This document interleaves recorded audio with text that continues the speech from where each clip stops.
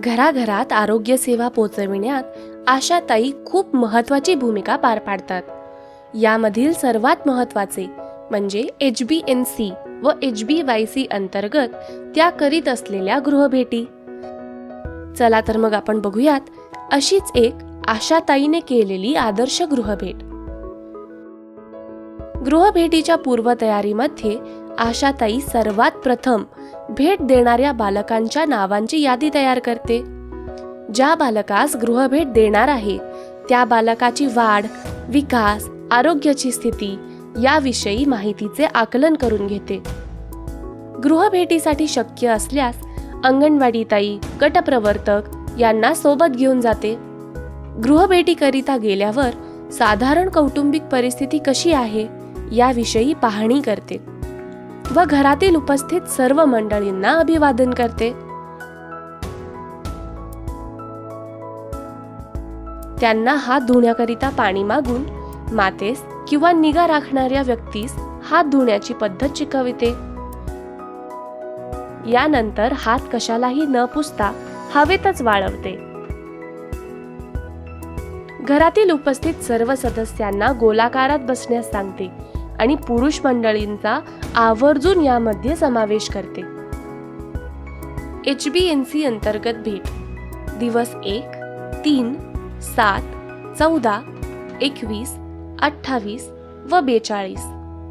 जर ती गृहभेट HBNC अंतर्गत असेल तर बालक आजारी तर नाही ना हे तपासण्याकरिता आशाताई बालकाचे वजन घेऊन ते वजन वाढीच्या तक्त्यावर मातेस समजावून सांगते. याशिवाय बाळाचे तापमान, श्वसन दर घेते. बाळाची नाळ तपासते. बाळास उबदार ठेवण्यासाठी कांगारू मदर केअर पद्धतीविषयी सांगते. तसेच बाळास गरम कपड्यात गुंडाळून ठेवण्याचे प्रात्यक्षिक देखील दाखवते. स्तनपानाविषयी मातेशी चर्चा करून तिला काही अडचण तर नाही ना याविषयी विचारते. बाळाच्या आजूबाजूची स्वच्छता कशी आहे याची पाहणी करून स्वच्छतेचे महत्त्व सुद्धा मातेस सांगते. याचबरोबर बालकाच्या लसीकरणाची स्थिती बघून पुढील लसीकरणाविषयी माहिती देते. हीच गृहभेट जर का HBYC म्हणजे महिना 3, 6, 9, 12 आणि 15व्यात असेल तर हे सर्व करून बालकाच्या पूरक पोषक आहाराविषयी सुद्धा मातेसोबत चर्चा करते व पालकांना 2 अपत्यांमध्ये अंतर राखण्याकरिता कुटुंब नियोजनाचा सल्ला देते. हे सर्व करीत असताना आशाताई माता किंवा निगा राखणारी व्यक्ती बालकाच्या हालचालींकडे कसे लक्ष दाखविते, बालकास आनंदी कसे ठेवते, बालकाप्रती कशा पद्धतीने प्रेम आपुलकी दाखवते, बालकाला निगा राखणारी व्यक्ती शांत कसे करते, बालकाकडून काही चूक झाली असल्यास ती कशी सुधारते या आधारे निरीक्षण करीतच असते. आशाताई मातेस किंवा निगा राखणाऱ्या व्यक्तीस बालसंगोपनाच्या दृष्टीने काही प्रश्न विचारते. जसे बालकाशी तुम्ही कसे खेळता, कसे बोलता, कसे हसविता बाळाला तुमच्या, भूक लागली आणि भूक भागली हे कसे ओळखता. तू कशी खेळते तुझ्या आराध्याला? वाल देते, चेंडू देते, आवाज मारते, बाई हसवते तिला.